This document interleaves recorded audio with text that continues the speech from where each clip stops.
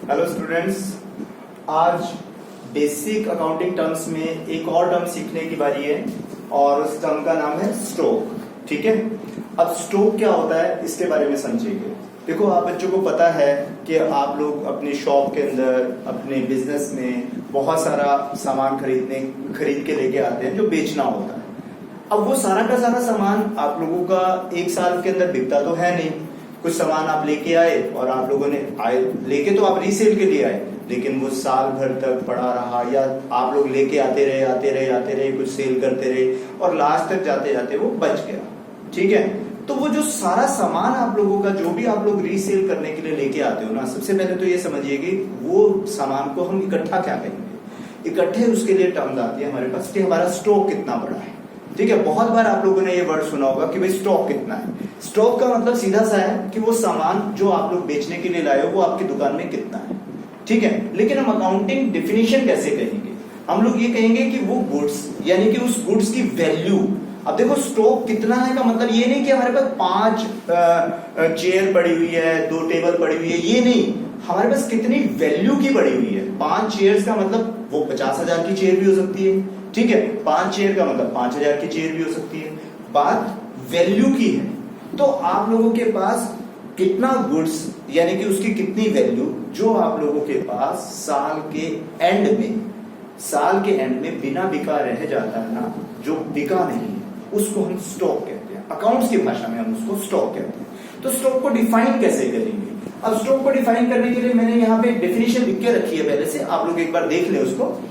Value of those goods, यानी कि उन गुड्स की value which are purchase for reselling. आप लोगों ने जो परचेज किया, किसके लिए परचेज किया? रीसेलिंग के लिए परचेज किया। And which are lying unsold at the end of the year. मैं यहाँ पे ईयर कह रहा हूं, आप लोग यहाँ पे आप लोगों को बहुत सारे बुक्स के अंदर अकाउंटिंग पीरियड भी मिलेगा। और क्योंकि हमारे पास अकाउंटिंग पीरियड जो होता है वो ज्यादातर 1 साल का ही होता है, इसलिए मैंने यहाँ पे ईयर ही लिखा है। आप लोग भी अगर ईयर लिखेंगे तो कोई प्रॉब्लम नहीं है। और अगर आप लोगों को बिल्कुल ही बुकिश लैंग्वेज यूज करनी है तो आप अकाउंटिंग पीरियड वर्ड भी यूज कर सकते हो, क्योंकि कुछ जो लोग हैं, जो बिजनेसमैन हैं, वो हो सकता है उनका अकाउंटिंग पीरियड 9 महीने का हो, 10 महीने का हो, वो अपनी उनकी एक इच्छा हो सकती है। या स्टार्टिंग में उन्होंने उन लोगों ने बाद में किया हो तो उनका अकाउंटिंग पीरियड 9 मंथ का रहा हो। तो वैसे आप लोगों के पास जो बात रहती है वो एक पूरे साल की रहती है। तो वो गुड्स, यानी कि उस गुड्स की वो वैल्यू जो आप लोगों ने परचेज तो किसके लिए किया? रीसेल के लिए किया, लेकिन वो रीसेल हुआ नहीं, यानी कि वो सेल हुआ नहीं और साल के एंड में वो बिना बिके रह गया। तो उस गुड्स को जितनी भी वैल्यू होगी उसको हम स्टॉक का नाम दे देंगे। ठीक है, अब ये स्टॉक, आप लोग इस स्टॉक को 2 पार्ट्स में डिवाइड कर सकते हैं। Stock may be of 2 types, one is the opening stock और second is the closing stock. अब ओपनिंग स्टॉक क्या हुआ? अरे भाई, ओपनिंग स्टॉक यानी कि साल के शुरू में, ओपनिंग का मतलब होता है स्टार्टिंग। ठीक, स्टार्टिंग में जो आप लोगों के पास गुड्स था जो बिना बिके हुए पड़ा था, उसको हम ओपनिंग स्टॉक बोलेंगे। अब पिछले साल, यानी कि आप लोगों के पास अब साल कब शुरू होता है? आप लोगों का बिजनेस के अंदर फाइनेंशियल ईयर शुरू कब होता है, यानी कि आप लोग शुरू कब करते हो? शुरू करते हो आप 1 अप्रैल से। तो 1 अप्रैल की डेट पे जो भी आपकी दुकान में सामान पड़ा हुआ है उसकी जितनी वैल्यू है वो आपका ओपनिंग स्टॉक होगा। ठीक है, अभी मैं आप लोगों को एक और बात बताऊंगा यहाँ पे, थोड़ी सी अभी बस आप लोग समझ लीजिएगा कि कितनी वैल्यू का मतलब यहाँ पे आप लोग समझ गए होंगे, लेकिन आप लोग अपने अकाउंट्स में वो वैल्यू कौन सी लेंगे उसके बारे में भी हम डिस्कस करेंगे।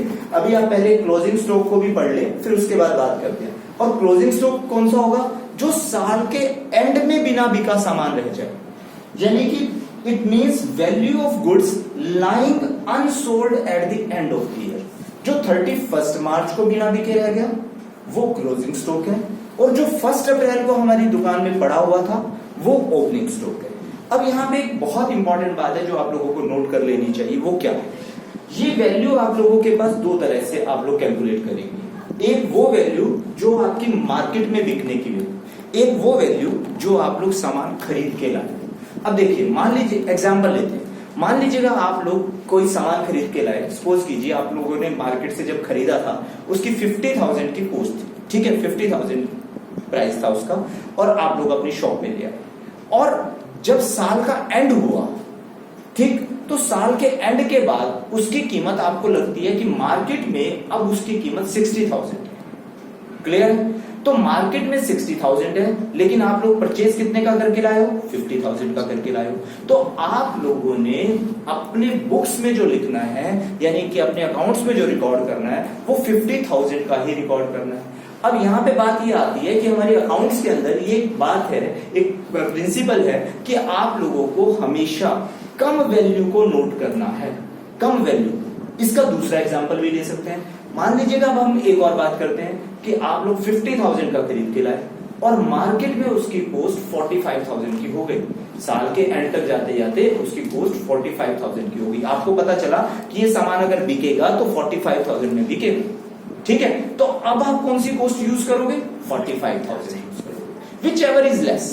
तो मार्केट प्राइस और the actual value, actual purchase value, which ever is less, that will be used in your accounts. Okay, तो अब आप लोगों को स्टॉक की टर्म समझ में आ गई होगी, यानी कि वो सामान, सामान का मतलब यहाँ पे सामान का मतलब मैं ये कह रहा हूं कि क्वांटिटी सामान की नहीं गिननी, उसका प्राइस, उसकी कॉस्ट गिननी है कि भाई वैल्यू ऑफ दोज गुड्स। बार बार मैं यहाँ पे वैल्यू का जिक्र कर रहा हूं। आप लोगों ने सामान की क्वांटिटी नहीं गिननी कि 1 क्विंटल चीनी पड़ी है, 20 किलो दाल पड़ी है, इतनी चाय पत्ती पड़ी है, इतना ये पड़ा, नहीं भाई, कितने की पड़ी है।